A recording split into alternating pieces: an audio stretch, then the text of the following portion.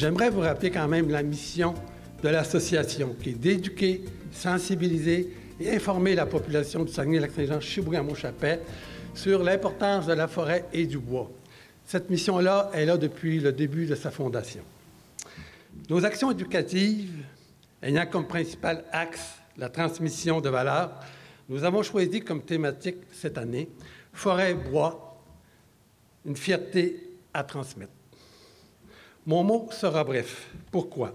L'association fête ses 75 ans et je tiens à ce que vous puissiez en apprendre davantage sur son histoire, sur son historique, sur les principaux événements qui ont marqué également son histoire, de 1942 à aujourd'hui. Je pense que vous savez, on est la seule région au Québec qui a un drapeau. C'est notre fierté au Saguenay-Lac-Saint-Jean. Je pense que vous rappelez les couleurs, c'est des choses que vous savez. Le vert, c'est la forêt. Le jaune, l'agriculture. Le gris, notre industrie. Et le rouge, les hommes et les femmes du Saguenay-Lac-Saint-Jean. On parle d'importance de la forêt, mais ça ne date pas d'aujourd'hui.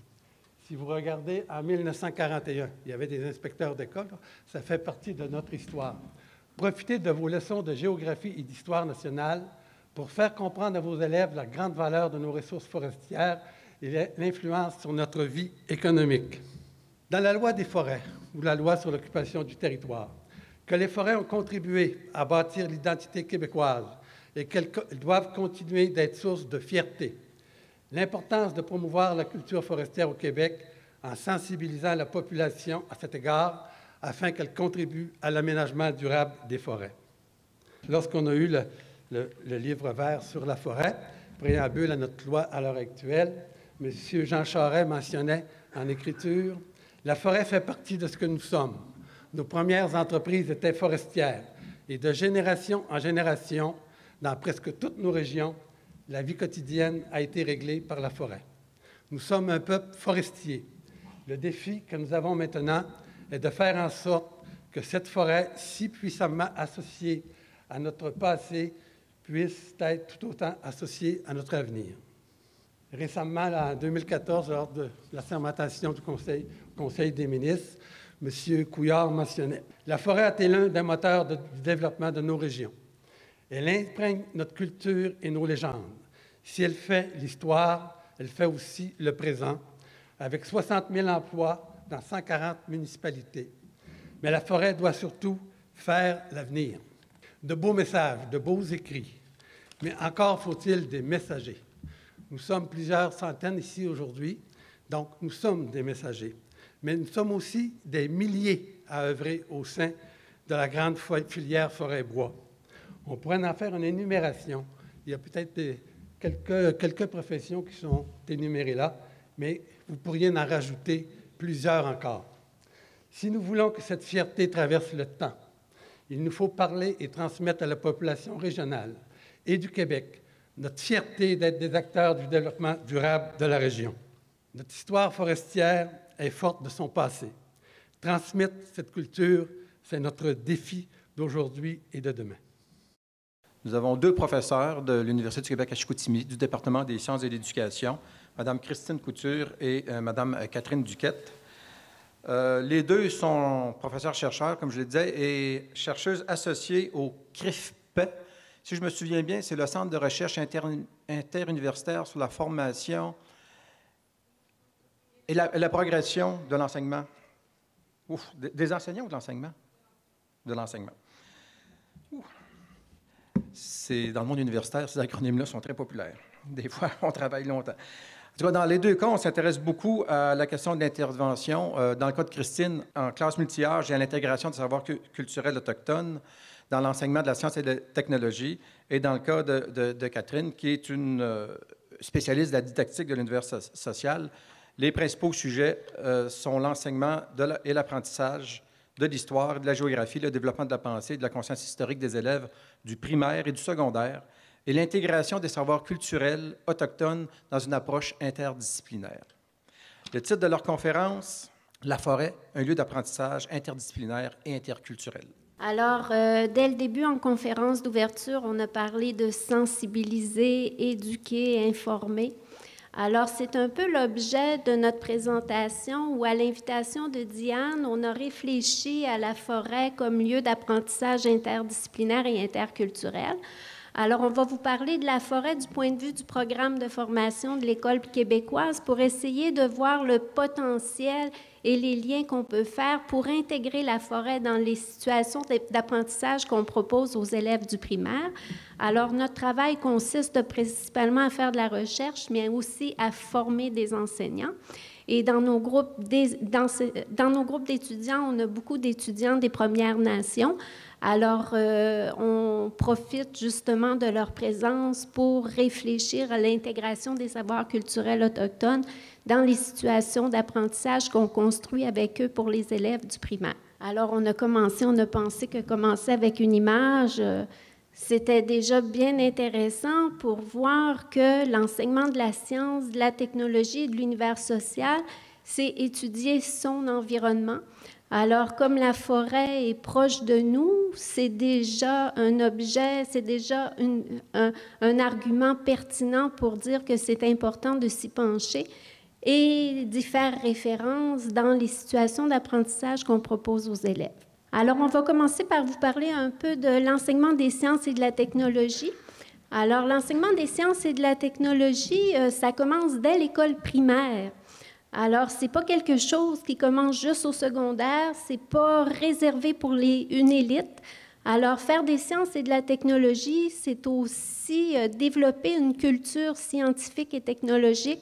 C'est aussi d'apprendre à faire des liens entre la science, la technologie et les questions sociales qui s'y rattachent. Alors, il y a une perspective de sciences, techno et société qui est défendue depuis longtemps pour qu'on enseigne les sciences, pas comme une activité décontextualisée, isolée, mais bien une activité sociale qui a des impacts. Et c'est important là, de montrer ces relations-là qu'il y a entre sciences, technologie et société auprès des élèves, et ça dès le plus jeune âge. Alors, particulièrement au primaire, la science et la technologie consistent à éveiller l'intérêt des élèves, à susciter la curiosité, à développer des modes de raisonnement. Et souvent, on a une très belle participation de tous les élèves. C'est vraiment pas réservé aux élèves les plus doués. Souvent, là, nos élèves qui ont beaucoup d'énergie, beaucoup d'idées, beaucoup de créativité sont facilement mobilisés par les activités de sciences et technologies. Alors, c'est dans cet esprit-là qu'on veut très tôt les initier à l'activité scientifique et technologique.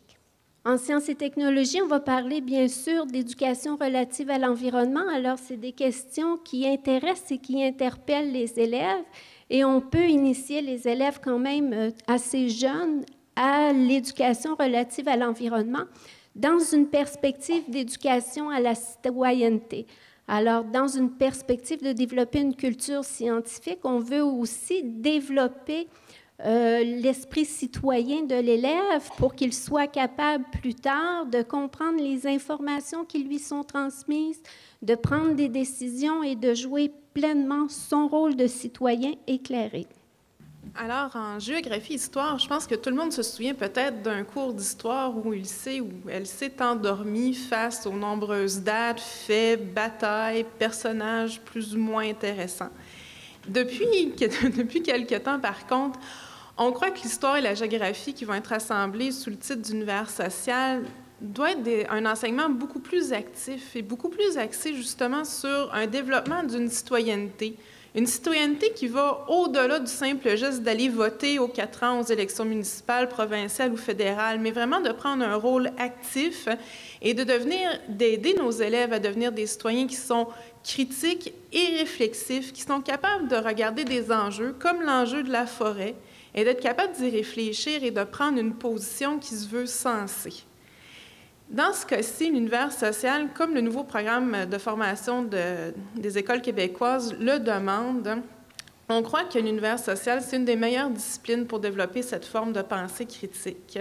Et je crois qu'en l'associant à la science, on a encore plus de potentiel pour que nos élèves deviennent des gens actifs. Il faut cependant, à ce moment-là, dépasser une simple mémorisation de dates, de lieux et de faits. Il faut que les élèves commencent à s'interroger sur leur environnement Et la forêt, selon moi, elle a une histoire, mais elle fait également partie de notre histoire, une histoire qui se veut beaucoup plus sociale. Et une fois que les élèves comprennent, ils sont beaucoup plus intéressés et beaucoup plus motivés à apprendre un peu qu'est-ce qui s'est passé dans le passé pour ainsi mieux comprendre leur présent, mais aussi réfléchir sur leur futur. Puis une façon de faire ça, puis moi puis Christine, on a beaucoup réfléchi. On s'est dit, mais comment allier, comment parvenir à développer chez nos élèves cet intérêt pour la science, pour l'univers social, cette forme de pensée critique? Et on a trouvé les questions socialement et scientifiquement vives, qui s'insèrent bien dans nos deux disciplines, parce que on va appeler ça des QSSV, parce que c'est quand même assez long à dire. Donc, les QSSV, ce sont des questions qui sont pas nécessairement exclusivement scolaires, mais vraiment des questions qui sont sociales, mais que pour les comprendre, comme par exemple le développement durable, il faut à la fois s'intéresser à l'histoire, à la géographie, à la science et à la technologie. Et là, les élèves, grâce à ça, sont capables de développer une forme de pensée critique. Et c'est là aussi que nous, on va trouver ce que l'on va appeler notre lien d'interdisciplinarité que Christine va vous développer. Alors, on préconise beaucoup les approches interdisciplinaires à l'école, particulièrement à l'école primaire, mais ce n'est pas nécessairement facile de mettre en relation des disciplines scolaires. Et un des premiers critères pour faire des approches interdisciplinaires, c'est la pertinence des liens qu'on va établir entre les disciplines à partir de problèmes concrets et à partir des questions socialement et scientifiquement vives, particulièrement en lien avec la forêt. Alors là, on est capable de faire appel à la science, à la technologie et à l'univers social pour essayer de regarder les questions que l'on va poser aux élèves pour les mettre en projet sous différents angles. Alors, sous des angles de la science, de la technologie, de la géographie, de l'histoire, puis ça va même dépasser, puisqu'on peut aborder la question du monde du travail, de l'économie, du développement.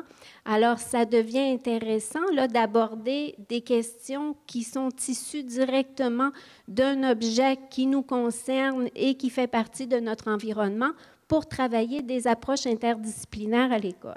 De plus, si on regarde un peu les demandes qui sont faites autour de nous, du moins les demandes qui sont faites au milieu de l'éducation, on doit aussi prendre en compte la Commission Vérité et Réconciliation, qui récemment, dans son appel à l'action, va demander aux enseignants d'intégrer des méthodes d'enseignement qui font appel aux connaissances autochtones, du moins dans les salles de classe. Et comme Christine vous le disait dès le début, nous, à l'UQAC, tant ici au Saguenay que sur notre campus à Sept-Îles, une partie des élèves, des étudiantes que l'on forme pour devenir de futurs enseignants, nous proviennent des cultures des Premières Nations et on trouve que c'est une opportunité intéressante justement de travailler ces éléments culturels avec eux.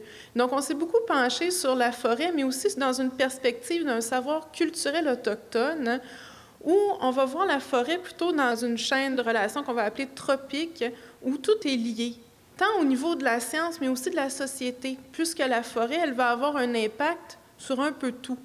Et avec ça, quand on travaille de cette manière, on se rend compte de son importance, tant au point de vue politique, économique, culturel que social, autant pour les cultures des Premières Nations que pour la culture des Québécois.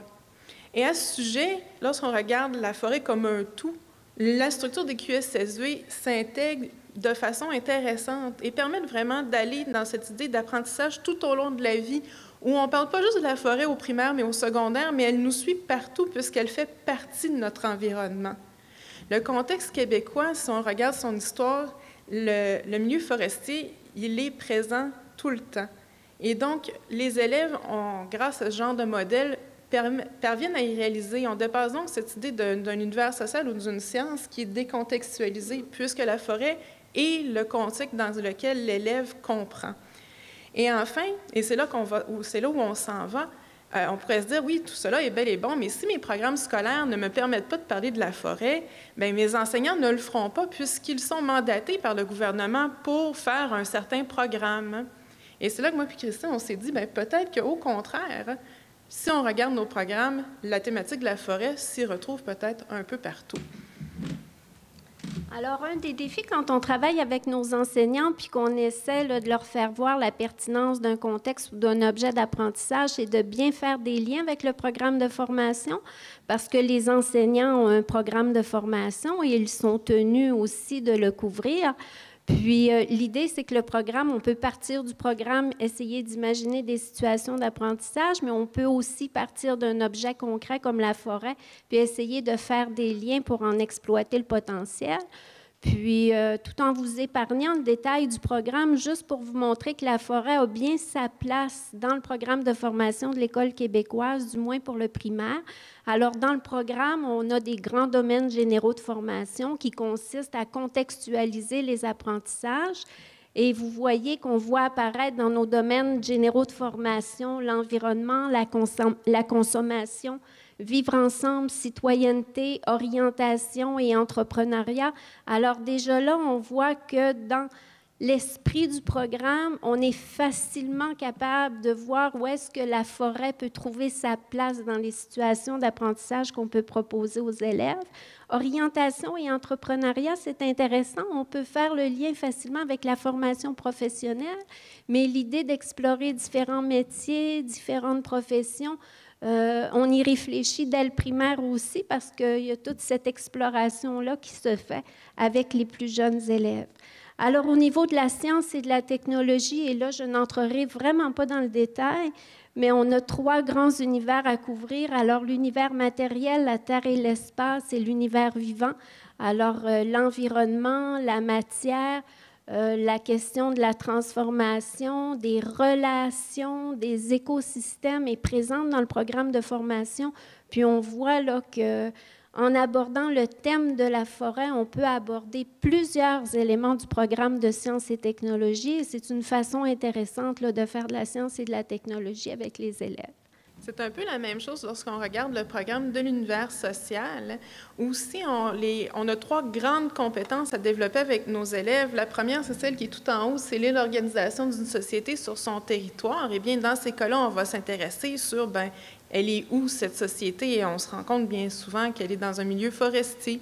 On établit des liens, des atouts, des contraintes du territoire, des liens de continuité avec le présent. On va aussi interpréter le changement dans notre territoire, sur notre territoire pour la société. Et encore, si on se réfère au programme et aux différents contextes, on va bien vite se rendre compte qu'on va parler de l'industrie du bois, bien entendu. On va voir son évolution à travers le 19e, à travers le 20e siècle, à travers le 21e siècle. Encore une fois, on va même s'ouvrir à la diversité des sociétés sur leur territoire. Il y a différents types de forêts, différentes régions physiographiques au Québec. C'est pas toujours pareil, mais on va aussi s'ouvrir sur les autres sociétés, les sociétés qui nous entourent. Et du coup, l'élève peut comprendre un peu la spécificité de sa société même, mais aussi avoir l'ouverture pour s'interroger sur qu'est-ce qui se passe ailleurs. Encore une fois, ici, toutes ces 3 compétences ainsi que les thématiques qui seront abordées dans le programme d'univers social laissent une large place à l'environnement de l'élève, donc à l'environnement forestier.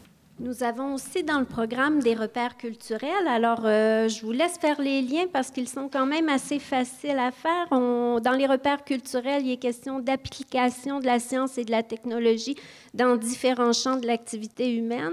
Alors, je n'ai pas à vous convaincre ici là, des implications de la science et de la technologie par rapport à la forêt dans les champs de l'activité humaine, si ce n'est qu'en lien avec les professions et les métiers qui sont liés à la forêt. L'histoire, les personnes, les valeurs. Alors, il y a des valeurs qui sont liées aussi aux repères culturels dans nos programmes de formation, l'éthique, les impacts, les limites, le territoire, les atouts et les contraintes. Alors, vous voyez bien là qu'on a tout ce qu'il faut dans le programme pour justifier l'intérêt d'étudier la forêt, et ce, dès l'école primaire.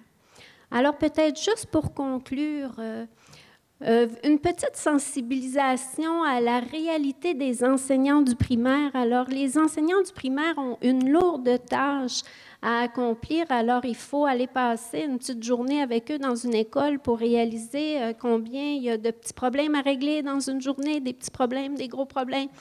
Et puis, ce sont aussi des généralistes. qui ont plusieurs mandats à assumer. Alors, il y a plusieurs questions qui se posent, il y a plusieurs problèmes sociaux aussi qui sont adressés aux écoles. Alors, il y a toute la question des élèves en difficulté, du soutien. Alors, il y a vraiment...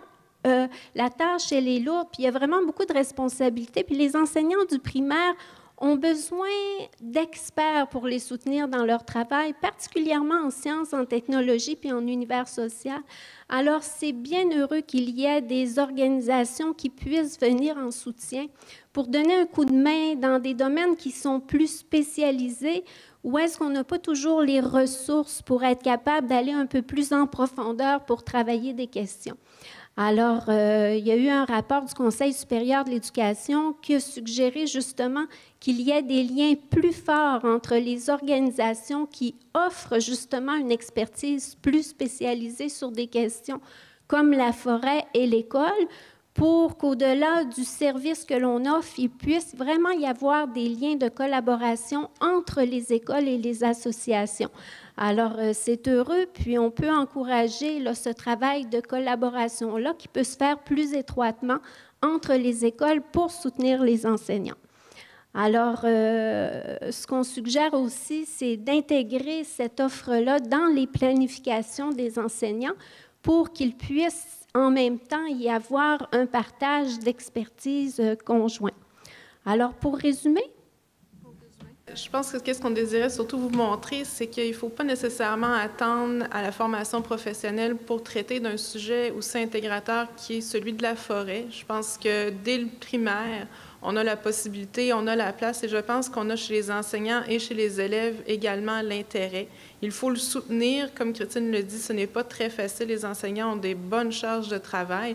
Mais je crois que pour avoir vu nos propres étudiantes en formation initiale, mais également les élèves en classe, l'intérêt, la curiosité et le plaisir, ne serait-ce que d'une sortie en forêt pour mieux la connaître, vaut amplement la peine. Et je crois que tout le monde et toute la société québécoise en ce moment-là en profite. Merci.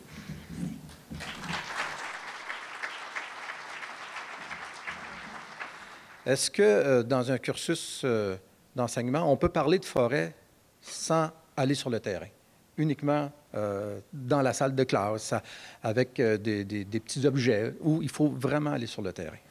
Bien sûr qu'une visite en forêt, c'est toujours plus intéressant pour être capable justement de s'imprégner. Puis la visite en forêt, elle n'a pas besoin de se faire très, très loin non plus. Alors, il y a des parcs autour de nous, puis il y a plusieurs occasions de se déplacer quand même assez proche des écoles pour pouvoir aller en forêt.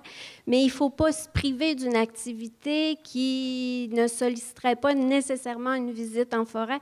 Alors, je voyais au début là, du colloque qu'il y avait plusieurs images, des objets qui étaient construits à partir de la ressource bois.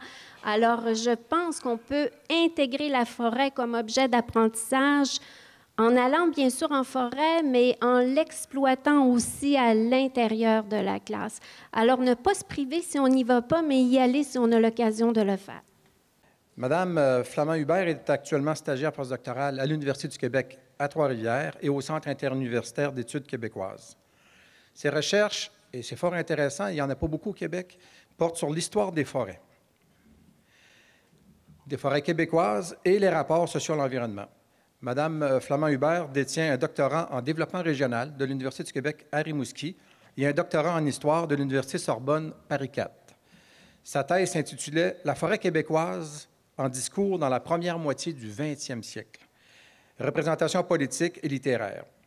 Elle est également l'auteur du livre « Louis Bertrand à l'île verte, 1811-1871 », Propriété foncière, exploitation des ressources, et de plusieurs articles scientifiques et chapitres de livres publiés au Canada et en France. Le titre de la conférence de Mme Flamand-Hubert, « Il faut que nous arrivions à aimer nos forêts, la société en quête de culture forestière ».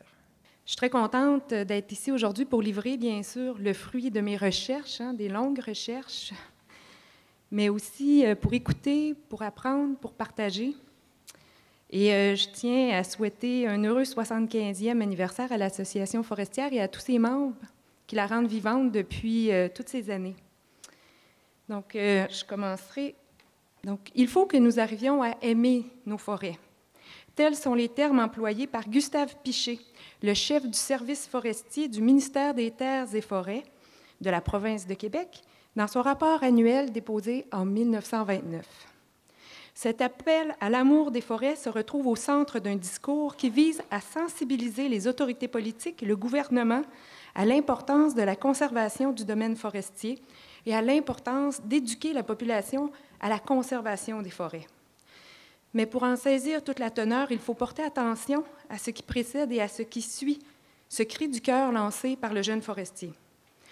Depuis les premiers temps de la colonie, la forêt a prodigué ses dons. Elle continuera toujours de le faire et dans une mesure considérablement augmentée si nous savons lui donner, à elle qui est l'actif le plus certain de notre patrimoine national, les soins qu'elle réclame. Il faut que nous arrivions à aimer nos forêts, à bien comprendre le rôle important qu'elles jouent dans l'économie de notre pays.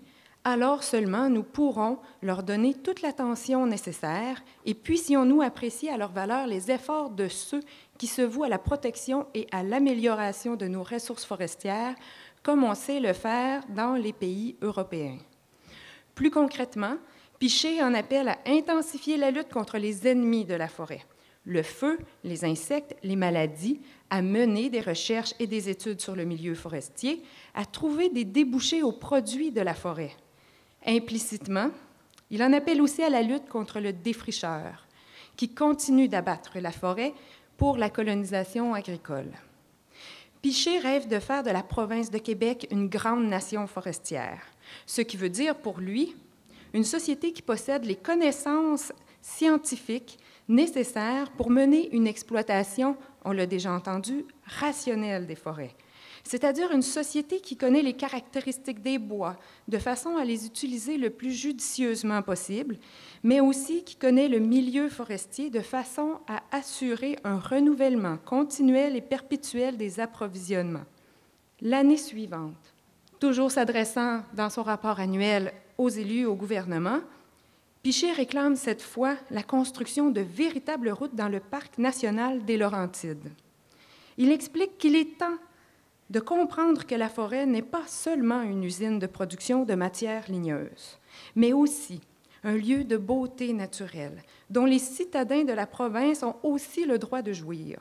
Il faut leur permettre d'y faire des excursions ou de venir y séjourner quelques jours pour se remettre des soucis de la vie. Il ajoute: il est certain qu'il faudra également conserver des sections où toute exploitation sera interdite, afin que l'on puisse retrouver les beautés particulières de la forêt vierge.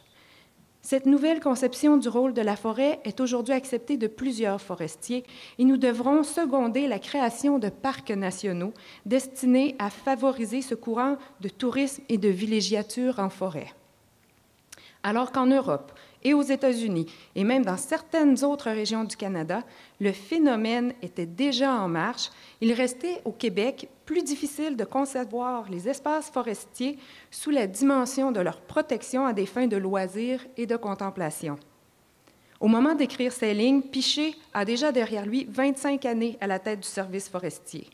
Au tournant des années 1930, il n'est pas le seul, par contre, à se préoccuper de la relation qu'entretient la société québécoise avec la forêt et les espaces forestiers. Des botanistes, des prêtres, des journalistes, des écrivains cherchent aussi comment tisser des liens avec cet environnement, un milieu de vie qui est pourtant le leur depuis près de 400 ans. C'est donc une incursion dans cette période singulière de l'histoire forestière du Québec que je propose aujourd'hui, une période de transition durant laquelle prennent place les prémices de la quête d'une culture forestière encore en marche aujourd'hui. Dans la suite de la présentation, je reviendrai tout d'abord sur les fondements de cette relation équivoque aux forêts. Pourquoi les Canadiens français n'aimaient pas leur forêt? Comment faire entrer la forêt dans le grand récit national? Comment inculquer une mentalité forestière à la société québécoise? Je tenterai d'apporter, sinon des réponses, des réflexions qui vous appartiendront par la suite, mais qui retracent donc les efforts déployés par les premiers ingénieurs forestiers et ensuite par les écrivains pour s'approprier symboliquement la forêt. Mais retournons tout d'abord aux origines de cette relation, donc équivoque, de la société québécoise, autrefois nommée canadienne-française, avec la forêt. Une société qui a pourtant, je le répète, connu un développement étroitement lié aux espaces forestiers.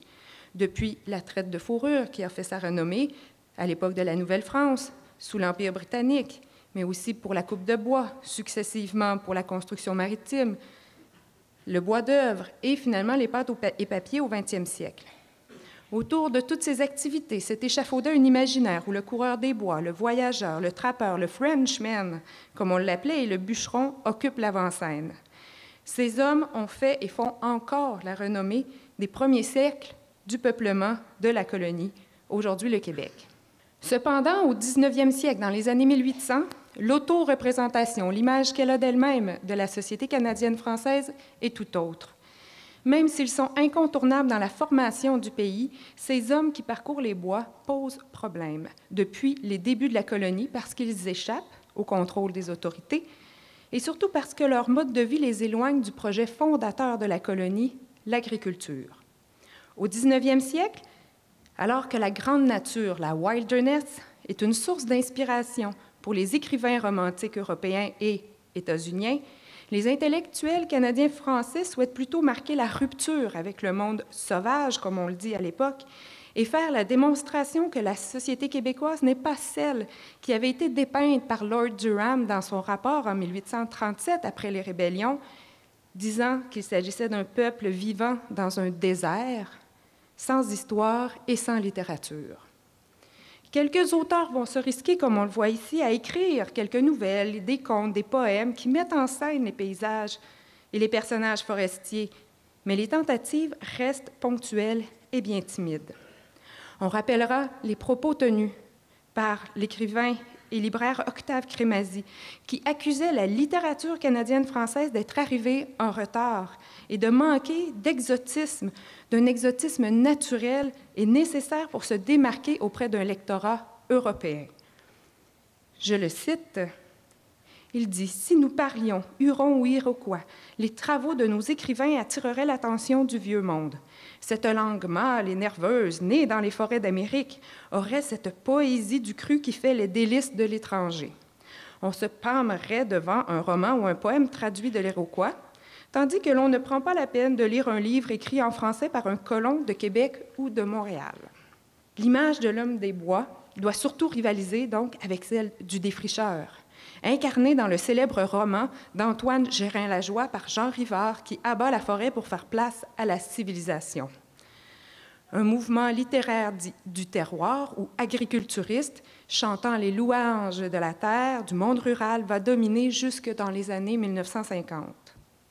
Mais ces représentations ne sont pas que littéraires, elles sont partout, dans les journaux. Il s'agit d'un projet politique et national. On faisait de la terre, comme on dit à l'époque, pour développer, consolider l'économie et la population. Il s'agissait d'accomplir, comme on le disait, la mission sacrée des Canadiens français en Amérique. On a souvent par la suite qualifié cette idéologie d'idéologie de la survivance, du repli, d'un repli sur soi-même, sur la terre, sur le passé. Mais il faut aussi préciser que les forêts se retrouvent alors principalement, son exploitation, entre les mains de ceux qu'on appelle à l'époque les capitalistes, les Anglais, les Américains, qui reçoivent des grandes concessions, qui se développent aussi des clubs de pêche et de chasse, des clubs privés. Les Canadiens français, quant à eux, entretiennent avec la forêt essentiellement une relation de subsistance où, malheureusement, la solitude et la mort dominent trop souvent. La forêt est donc mise à mal parce qu'elle se retrouve à la fois l'objet de représentation, donc d'images, qui font d'elle un milieu à repousser afin de faire place à l'agriculture, mais aussi parce qu'elle représente, pour certains, la soumission de la société canadienne-française aux capitaux étrangers. Pour certains, il est déjà trop tard. Le potentiel de la forêt, son potentiel économique, est déjà parti aux mains des étrangers. Il vaut mieux miser déjà sur les mines ou d'autres ressources. Le rôle du département des terres de la Couronne, hormis quelques activités de surveillance et de protection contre le feu, se limite alors essentiellement à percevoir les rentes et les redevances. Au tournant du 20e siècle, les choses sont appelées à changer. La hausse de la consommation du papier journal et la déforestation dans le nord-est des États-Unis entraînent un déplacement de l'approvisionnement en bois pour les pâtes et papiers vers le Québec et offrent à la province des possibilités sans précédent de développement industriel et économique. Pour faire face aux nouveaux défis que pose une exploitation massive des forêts québécoises, notamment de garantir les approvisionnements, l'État se dote d'un ministère des Terres et Forêts en 1905 et d'un service forestier en 1909, afin de mettre en place un programme de foresterie scientifique inspiré du mouvement conservationniste américain qui repose sur deux grands objectifs, c'est-à-dire d'assurer les approvisionnements, mais aussi de maintenir les fonctions bénéfiques de la forêt, c'est-à-dire surtout les apports au climat et à l'hydrographie. Face aux pénuries de bois des États-Unis, mais aussi à la déforestation des vieux pays européens et des États-Unis, le Québec, le territoire du Québec apparaît comme un territoire modèle où il est possible d'intervenir en amont, de prévenir les dégâts. C'est donc dans ce contexte que sont envoyés Gustave Piché et Avila Bédard pour étudier à l'université Yale aux États-Unis et pour, à leur retour, mettre en place ces nouvelles institutions qui seront garantes donc de la protection des forêts, mettre en place un régime forestier rationnel. Leur objectif est donc de conduire le Québec sur la voie d'une exploitation scientifique. Ils vont devenir les premiers experts de ce milieu complexe et encore largement méconnu à bien des égards, du moins de leur point de vue. Mais peut-on rester uniquement rationnel face à la forêt? Piché et Bédard se trouvent face à un vaste territoire forestier qui semble encore pour une majorité inépuisable et avant tout considéré soit comme une ennemie à abattre pour faire place à l'agriculture, soit comme un vaste réservoir de matières premières. Dans ce contexte, il est bien difficile pour les jeunes ingénieurs de convaincre de sa vulnérabilité. Je l'ai dit, Piché souhaite faire de la forêt, de son exploitation, de sa conservation, une grande œuvre patriotique. Pour cela, il faut d'abord faire entrer la forêt dans le grand récit national. Pour y parvenir, Piché va s'improviser historien.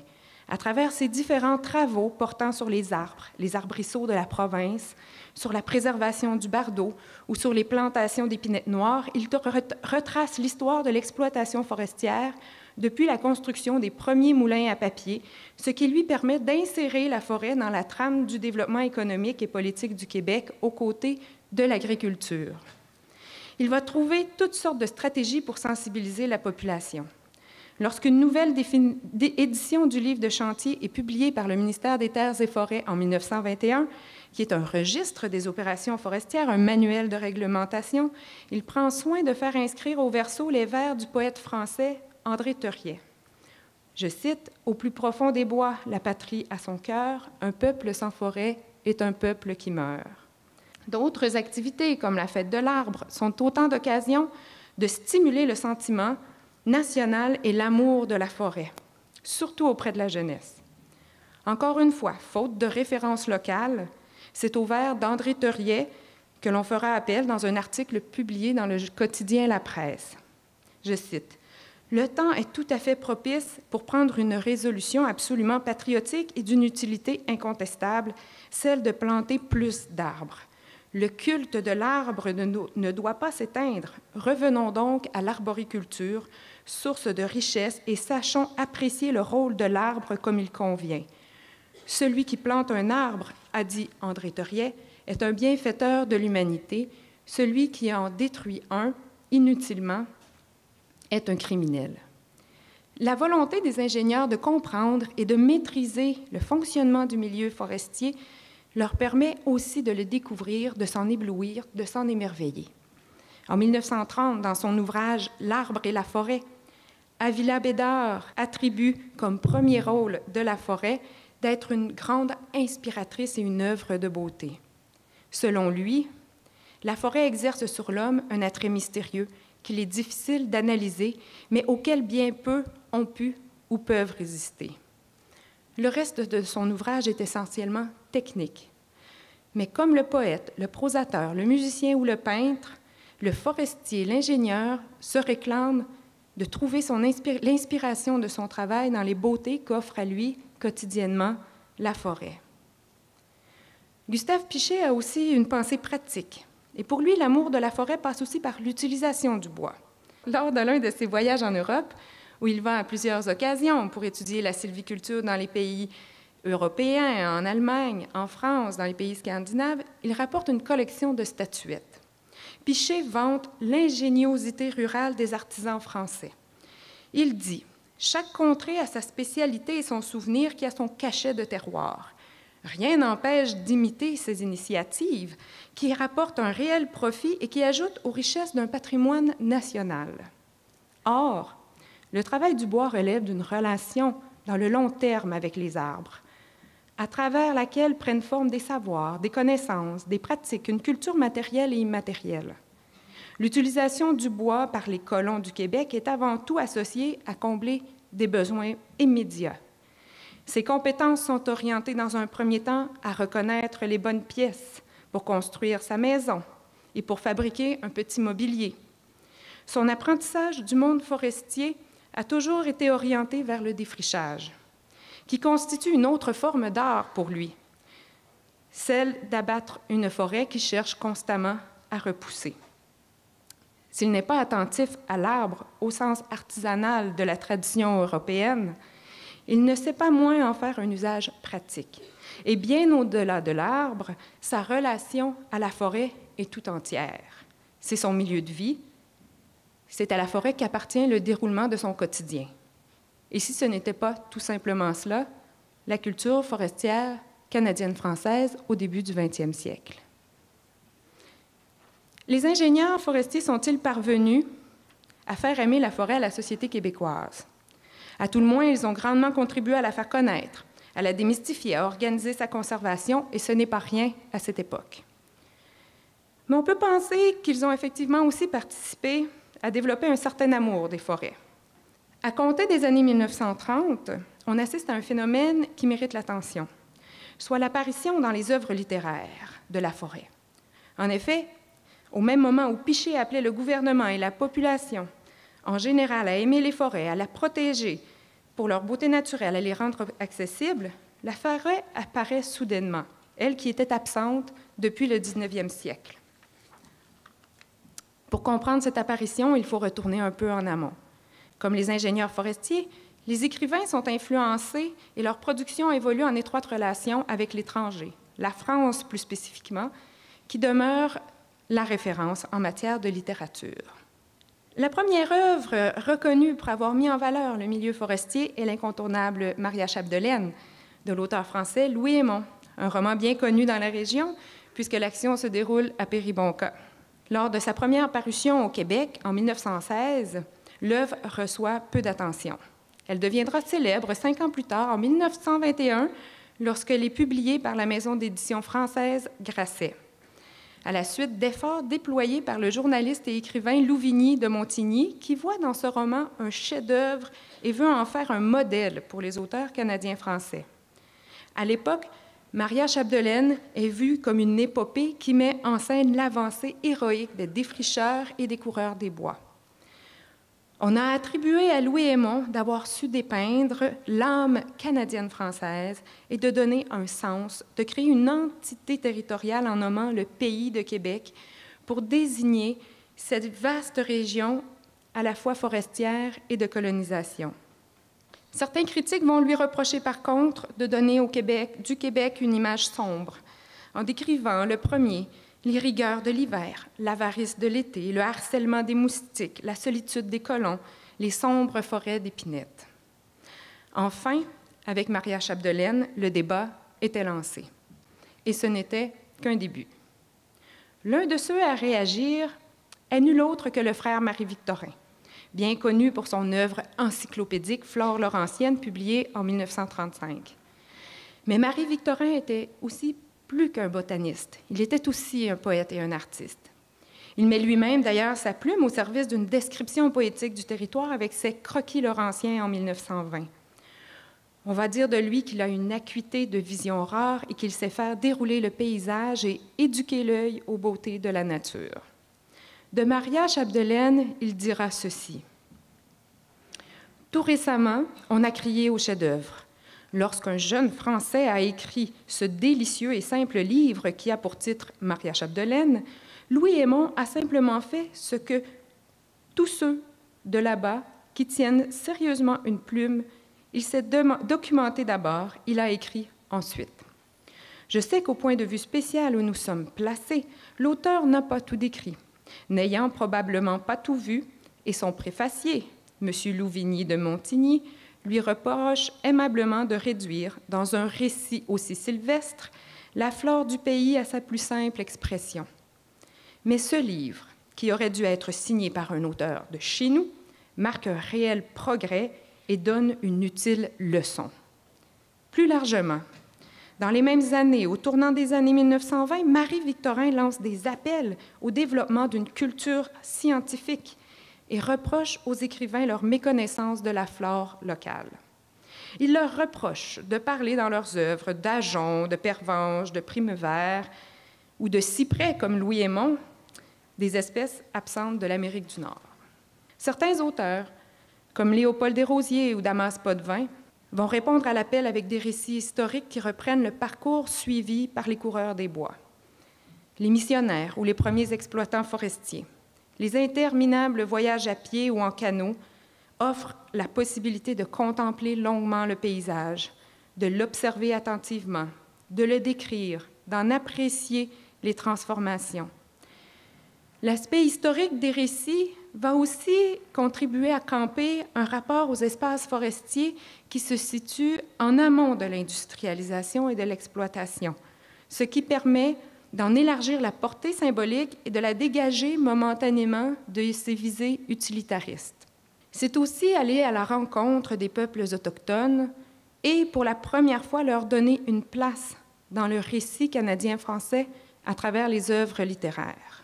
J'aurais aimé ici vous lire de magnifiques extraits, mais je vais terminer en revenant à mon propos, qui est à la fois ce dilemme et cette rencontre avec des modèles venus d'ailleurs et cette quête de culture forestière québécoise. En 1930 aussi, avec son poème « Je suis un fils déchu », Alfred Desrochers ouvre une ère nouvelle. Il est le premier à poétiser un rapport complexe à la nature, à la fois celle qui fut conquise par les ancêtres, mais aussi celle envers qui l'homme reste soumis. Fils de bûcheron, il avait lui-même connu, adolescent, la vie dans les chantiers. En plus de ses propres expériences, Desrochers revendique avec fierté ses ascendances amérindiennes comme source d'inspiration. Son poème débute en ces termes: « Je suis un fils déchu de race surhumaine, race de violents, de forts, de hasardeux, et j'ai le mal du pays neuf que je tiens d'eux. Quand viennent les jours gris que septembre ramène, tout le passé de ces coureurs des bois, chasseurs, trappeurs, scieurs de long, flotteurs de cage, marchands aventuriers ou travailleurs à gages, m'ordonnent d'émigrer en haut pour 5 mois, et je rêve d'aller comme allaient les ancêtres. J'entends pleurer en moi les grands espaces blancs qu'ils parcouraient, nimbés de souffles d'ouragan. » Avec un autre poème intitulé « Hymne au vent du Nord », Desrochers institue un symbole qui interpelle l'identité canadienne-française. Il donne, enfin, une âme et un sens à la personnalité du coureur des bois. Il le fait entrer dans la modernité. La même année, en 1930, l'auteure française bretonne Marie Lefranc publie son premier roman canadien, Hélier, fils des bois. Le récit raconte l'histoire d'une jeune femme française venue se ressourcer dans un chalet isolé sur le bord du lac, dans les Laurentides, du lac Tremblant. Marie Lefranc introduit une vision romantique de la forêt. Je cite un extrait où elle parle de la forêt. « En ces lieux, c'était d'abord la nature qui comptait. La nature régnait. L'homme arrivait second. Hélier était fils de la forêt. L'homme et la forêt ne faisaient qu'un. Il semblait à Hélier qu'il avait de tout temps vécu au milieu d'elle et qu'il y aurait à l'infini des coureurs des bois à son image, de peau tannée, de vêtements de la même couleur qu'un billot d'épinettes rouges écorcé par la vague, qui se tisse une nouvelle peau au soleil sur la grève. Il était un homme de tous les métiers. Il connaissait où planter la tente et allumer le feu de campement. Le pays s'étalait dans sa tête ainsi qu'une carte où était marqué chaque crique, chaque ruisseau, chaque cataracte et le méandre des trails solitaires. Au moment de leur publication, les écrits de Marie Lefranc résonnent chez les Canadiens français comme une autorisation à établir une relation empreinte d'intimité avec la nature, de sensualité dans laquelle s'entremêle une introspection à laquelle disposent pour les Européens depuis si longtemps les grands espaces. En 1961, Alfred Desrochers, notre poète de tout à l'heure, va signer la préface d'un autre roman de Marie Lefranc qui s'intitule « La randonnée passionnée ». Il dira de Marie Lefranc qu'elle est nôtre d'habitation spirituelle, sinon de domicile légal. Elle fait passer dans ses écrits, en rafale directe ou en rappel, le souffle de notre unique vent du Nord, ce vent qu'elle a mieux chanté que tout autre. Ces deux extraits et cette préface résument le tournant qui s'effectue à compter des années 1930 dans une prise de parole poétique sur la forêt. Dans les années qui suivent, comme je vous l'ai dit, d'autres auteurs vont prendre la plume pour exprimer cet amour de la nature, leur découverte de la forêt, la connaissance qu'ils ont acquis de pouvoir la nommer. Mais contrairement à Marie Lefranc, qui vient ici dans un esprit de découverte, dans ce courant de villégiature, de tourisme, pour ceux qui y sont nés, parler de cet environnement demande aussi d'en exprimer la dureté, les difficultés, un contact avec une forêt qui restait, pour plusieurs, souvent hostile. Les auteurs, le plus souvent marqués par leur propre expérience, livrent un sentiment paradoxal qui accompagne l'exaltation et l'enivrement que procure le privilège de fouler la terre nouvelle, de participer à la découverte du pays, d'être partie prenante de la conquête du territoire et des ressources. Par exemple, dans les romans de Marie Lefranc, se perdre en forêt est certainement une épreuve, mais il s'agit surtout de l'occasion de renouer avec soi, avec les éléments. C'est une quête initiatique. Mais pour le défricheur, comme François Paradis, dans Maria Chapdelaine, qui est coureur des bois, se perdre en forêt, c'est confronter la mort. Pour les plus heureux, elle se fera douce, en transitant par un sommeil hypothermique. Mais pour les moins chanceux, c'est dans la souffrance, l'agonie, la solitude. Félix-Antoine Savard, prêtre missionnaire, auteur du célèbre roman « Menot, maître draveur », raconte dans ses mémoires qu'il ne peut dormir le soir, partageant les souffrances d'un jeune homme dont les restes ont été retrouvés plus tôt dans la journée. Je dois m'arrêter ici. J'aurais aimé pouvoir continuer à vous parler de toutes ces œuvres fantastiques que je souhaiterais pouvoir faire redécouvrir aux Québécois. Mais donc, le récit que je viens de vous présenter est extrêmement parcellaire. Il ne rapporte qu'une infime partie des rapports entretenus par la société québécoise avec la forêt. Elle appartient au discours, non pas aux pratiques. Mais cette partie de l'histoire est importante. Elle témoigne du processus d'appropriation scientifique et symbolique, émotif, de la forêt par la société canadienne-française, aujourd'hui québécoise. Notre quête de culture forestière ne date pas d'hier. Et elle concerne tous les acteurs de la société, des ingénieurs forestiers aux poètes. Ce récit, en fait, nous parle d'une génération où scientifiques et littéraires étaient à la recherche de repères. Dans un dialogue avec des modèles étrangers, ils tentent d'imaginer, de définir une forêt à l'image de leur époque, de leur expérience du territoire, de leur bagage culturel. Cette dernière citation de Marie-Victorin, extraite de l'introduction de Flore Laurentienne, témoigne de cette quête de reconnaissance. Il dit « Notre pionnier est donc d'abord un bûcheron, pour qui un arbre est avant tout une pièce de bois. Les caractères de la classification qu'il va choisir seront donc tirés de la couleur du bois, de sa durée, de sa dureté, de la couleur, de l'apparence extérieure de l'écorce. Les botanistes professionnels ne firent souvent que latiniser les noms vernaculaires déjà en usage depuis un siècle. La systématique forestière paraclassique, créée par le bûcheron canadien-français, basée tout entière sur les caractères du bois et de l'écorce, témoigne d'une étonnante acuité d'observation. Il s'agit un peu d'une triste histoire, car elle nous parle d'un processus parfois difficile à admettre, celui d'une entrée en relation fondée sur des référents extérieurs, étrangers. Pensez en termes cartésiens, comme on dit, la science, la littérature. Elle témoigne de la longue exclusion de l'intimité humaine des populations de colons, de trappeurs, de bûcherons, des autochtones avec la forêt.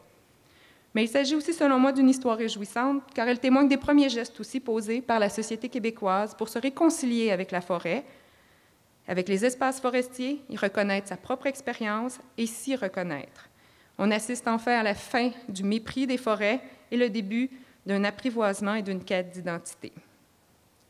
Donc, je m'arrête ici, ne pas faire prendre plus de retard à la journée. J'espère avoir réussi, sinon à répondre à des questions, à au moins susciter votre curiosité et peut-être à retourner lire certaines de ses œuvres. Donc, plusieurs très belles sur le Saguenay-Lac-Saint-Jean.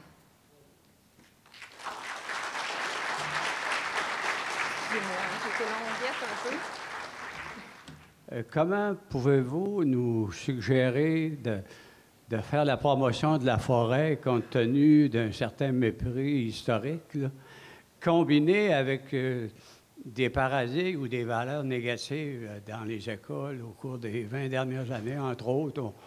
On a vu des messages où on tuait la forêt, supposément, en la récoltant. D'autres, sauver la vie d'un arbre en n'utilisant pas de papier. Comment vous pensez qu'on peut réconcilier l'amour de la forêt, qui est une forme de haine, en fait, si on regarde les études citées par M. Tremblay, avoir des nouveaux messages positifs, puis aimer la forêt, tout en assurant aux populations une subsistance durable? Bon, moi, je suis historienne, je ne suis pas spécialiste surtout du milieu de l'éducation, mais ma réflexion sur cette question-là est surtout aussi d'enseigner l'histoire forestière avec fierté. En fait, je crois qu'on a renié maintenant notre propre histoire, justement parce que parler des défricheurs, c'est parler qu'on a coupé la forêt, mais ça fait aussi partie de notre réalité. Et je crois qu'on est rendu à un moment maintenant où on peut en parler de façon aussi positive. Comme on l'a montré tout à l'heure, les pratiques forestières ont grandement évolué. On n'est plus à l'époque de la déforestation, justement, mais aussi rétablir ce lien avec le passé qu'on a coupé volontairement un peu, je crois, entre les années 1960 et 90. C'est un passé, mais je crois comme tous les passés de tous les pays aussi, c'est dur à assumer. On vante souvent la Scandinavie, mais pourquoi la Scandinavie, au 19e et au 20e siècle, était si vantée? C'est parce qu'ils ont complètement dévasté auparavant. On en parle peu. Donc, je crois qu'il n'y a pas à avoir honte de ce passé aussi, où on a coupé la forêt, où on a fait plus de déboisement et renoué, justement. Et on parlait de est-ce qu'il faut aller en forêt? Je crois qu'il serait temps aussi de renouer avec ces poètes, ces œuvres, même s'ils ne sont pas nombreux, mais les faire découvrir, les faire aimer, autrement que par l'obligation de lire toujours et incessamment Menot, maître draveur au cégep, parce qu'on a de très, très, très belles œuvres, je dirais, sur le Saguenay-Lac-Saint-Jean, la robe noire, où on a des descriptions de paysages, où on remonte le fjord, c'est fantastique. Bon, c'est des œuvres qui datent parfois, mais je crois qu'ils mériteraient à être fournis en extrait, par exemple, mais donc de renouer avec ce passé, de se réconcilier avec ce passé, en fait. J'aimerais que vous nous parliez de votre point de vue sur la préservation des archives actuelles pour les recherches futures. Je voulais dire les archives qui sont, disons, de l'histoire présente, comment les conserver ou les archives passées? Bien, les archives passées, je pense que c'est un travail qui s'est fait à maints endroits dans le Québec, mais plus de voir l'importance de la préservation des archives de ce qui se fait actuellement pour que le travail que vous faites actuellement puisse se faire dans le futur. Mais c'est certain que actuellement, on est avec des volumes qui sont faramineux. Je pense aussi qu'il revient à chacun des producteurs de connaissances sur la forêt. Je pense aux universités notamment, mais aux associations forestières. Je suis très contente d'entendre Mme Bouchard dire que vous conservez vos archives. Mais je pense aussi que les gens, il faut qu'ils se tournent vers des centres de conservation d'archives. Je ne connais pas assez bien l'Université du Québec à Chicoutimi, mais à Rimouski, on a un centre d'archives régional. Il faut que les gens se tournent vers ces centres d'archives, vers BANQ, la Bibliothèque et Archives nationales du Québec, vers les archives universitaires pour conserver aussi leurs fonds. Je pense à des professeurs d'université, par exemple, qui prennent leur retraite, que ce soit en écologie forestière, des ingénieurs forestiers, et de ne pas négliger l'importance de ces sources-là, car c'est effectivement grâce à elles qu'on peut travailler par la suite comme historien, mais aussi même pour des gens des anthropologues, des sociologues qui travaillent sur le présent, qui est tout aussi important. Donc, je crois il y aurait aussi, je ne sais pas, peut-être par qui, peut-être par l'association forestière, mais à encourager les gens à conserver ces documents et à les léguer aux bons endroits. Merci beaucoup pour votre attention.